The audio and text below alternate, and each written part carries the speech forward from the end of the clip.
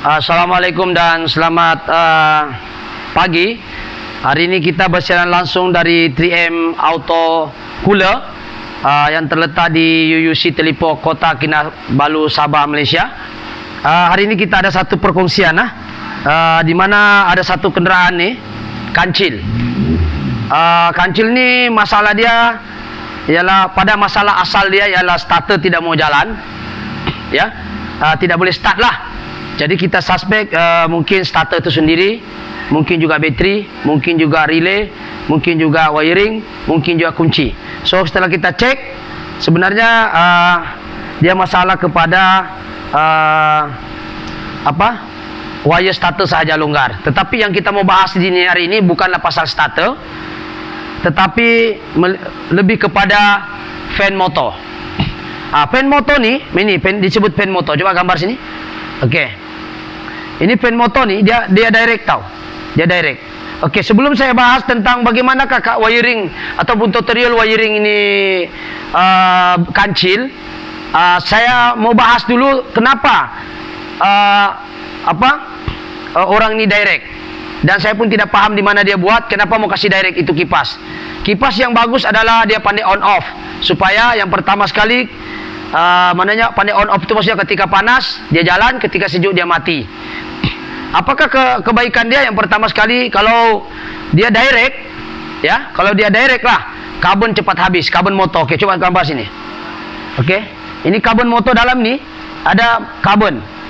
Jadi kalau ini kereta dia direct, dia jalan terus 24 jam, ya, dia akan menyebabkan karbon cepat habis, ya. Itu yang isu pertama lah yang saya mau bahas. Yang kedua, sekiranya dia direct ini kipas on kunci, bateri cepat habis. Bateri cepat habis dia punya current. Sebab kita on kunci, dia sudah kipas jalan, sedangkan alternator sini gambar. Alternator ni dia belum cas lagi. Dia belum cas. Jadi sekarang ini bila dia tidak cas, sedangkan fan motor sudah berpusing, tapi fan motor tidak jalan, charging tidak masuk, menyebabkan voltage di bateri ini akan berkurangan.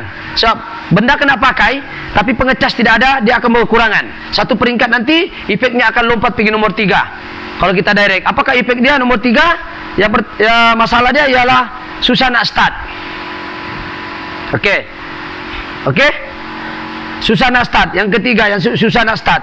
Kenapa susah nak start? Sebab ketika kereta off, kan, ketika off kereta ni kita nak start, ini namanya starter. Coba gambar ni. Okey, starter ni ini daripada kunci, ya. Ini daripada kunci, ini daripada bateri, nampak ni, bateri ampere besar. Ini dia pergi motor. Semua ni positif. Positif dari kunci, positif direct dari bateri, positif daripada solenoid. So negatif ni di badan dia sendiri. So bila kita nak start, dia akan boleh menyebabkan starter susah nak hidup. Sebab kenapa? Kipas sudah ambil itu dia punya power. Okey. Jadi itu yang ketiga dia punya kelemahan, iaitu pertama sekali karbon cepat habis. Yang kedua, bila dia kasih direct, dalam keadaan alternator tidak pusing, bateri akan kurang arus di dalam. Sebab kipas sudah jalan tapi enjin masih stop. Yang ketiga, saya ulang, susah nak start. Kenapa susah nak start? Kalau dia kasih direct, pasal motor tengah jalan, sedangkan starter ni, pemula ni, dia nak start ni, dia nak crank flywheel di dalam ni, dia memerlukan voltage yang tinggi. Jadi itu 3 kelemahan kalau direct kipas. Maksudnya direct kipas ni macam ni, kita on kunci dia jalan terus. Ini contoh direct kipas. Kita on kunci dia jalan terus. Okey, ini sekarang saya bahas dulu ni. Tak payah, kita tengok sini. Ini namanya on kunci. Ini saya direct. Nampak kipas jalan? Okey. Itu dia direct. So kelemahan dia bila dia direct begini, sedangkan enjin tak hidup, starter memerlukan ampere yang besar, memerlukan arus yang tinggi. Tetapi kipas dah ambil duluan. So akan menyebabkan lagi menyebabkan kereta sukar untuk dihidupkan. Nasib bila dia guna bateri Emeran. Kalau dia guna bateri lain yang daya tahannya tidak kuat menyimpan cas, mungkin lagi susah nak hidup. Itu yang ketiga, susah nak start. Yang keempat, hari kita bahas dulu untuk video ini, kita bahas apa kelemahan yang direct. Yang keempat, kelemahan dia apabila dia direct ini kipas, apa masalah dia? saya boleh cakap enjin untuk jangka masa panjang boleh menyebabkan ring piston makan. Apa kaitannya ring piston boleh makan? Kenapa? Ketika enjin sejuk, kan, dia memerlukan suhu minimum dulu, yaitu 85 derajat Celcius. Tetapi bila dia on kunci, kipas tengah jalan, termostat belum buka, kipas sudah kasih sejuk itu air, menyebabkan suhu enjin nih, tengok sini, enjin nih, dia memerlukan suhu optima, yaitu suhu yang normal antara 80 hingga 60. Daripada sejuk pagi sehinggalah suhu optima, yaitu suhu yang normal, yaitu 85 derajat Celcius di mana termostat buka. Ya. Jadi masalah dia bila dia direct itu kipas, dalam enjin sejuk. Ya, dalam enjin sejuk, datang pula si kipas dikasih sejuk lagi enjin. Jadi apa efek dia dengan ring piston tadi? Boleh menyebabkan enjin masalah jangka masa panjang. Bukan ini hari you buat, ini hari dia terus rusak. Tidak, jangka masa panjang. Dia boleh menyebabkan ring piston. Kenapa? Enjin nih, dia akan bekerja lebih kuat. Dia kena bakar minyak petrol lebih banyak untuk membubut ataupun kejar suhu 85 derajat Celcius tu. Dia nak kejar tu, dia perlukan pembakaran banyak. Dia perlu pembakaran banyak. Jadi bila dia bakar banyak, piston akan bekerja lebih laju dalam keadaan minyak belum naik ke atas di head. Maksudnya dia dipaksa. Maksudnya dalam keadaan sejuk, dia nak kejar suhu 85 derajat Celcius ni, pagi-pagi ni, dah pagi, kipas lagi hidup, dia nak kejar, piston kena dipaksa bekerja dalam keadaan minyak belum steady. Maknanya minyak belum naik sepenuhnya di dalam komponen-komponen lain, ring piston belum dapat cukup minyak, terutama bahagian ring minyak, ring piston minyak tu dia belum cukup minyak, tapi piston dah bekerja laju. So menyebabkan calar kepada sistem ring piston itu sendiri, sebab minyak belum masuk, belum saput semua di dalam kransap, tetapi dia dipaksa, enjin dipaksa untuk bakar banyak untuk bubut itu suhu minimum, yaitu 85 derajat Celcius. So menyebabkan ring itu akan makan, sebab belum cukup minyak, dia sudah dipaksa bekerja dengan lebih laju. Kenapa? Sebab kipas hidup sejuk. Dia nak bubut tu suhu yang 85 derajat, dia perlukan tenaga banyak, bakar petrol banyak. Jadi belum bersedia lagi tu minyak, sudah dipaksa itu piston turun naik di dalam.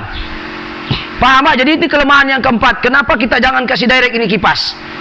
Dia kena ikut normal dia. Normal dia ketika panas dia hidup, ketika sejuk enjin dia mati. Sebab itu kalau kita tengok enjin yang menggunakan fan motor, dia sejuk dia akan mati, panas dia akan hidup, sebab dikontrol oleh ECT sensor, engine coolant temperature. Mana itu ECT sensor sini? Okey, kipas untuk ini namanya ECT sensor.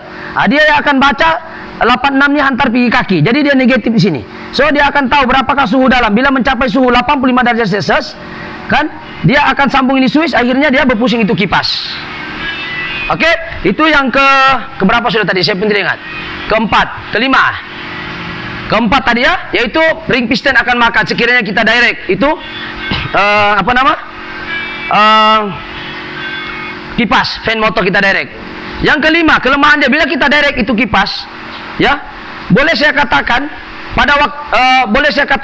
dia kuat makan minyak juga kereta. Kuat makan minyak walaupun tidak berkorelasi secara langsung, tetapi indirect dia berkorelasi, yaitu secara tidak langsung. Kenapa? Ketika enjin sejuk, dia nak sampai suhu tadi itu.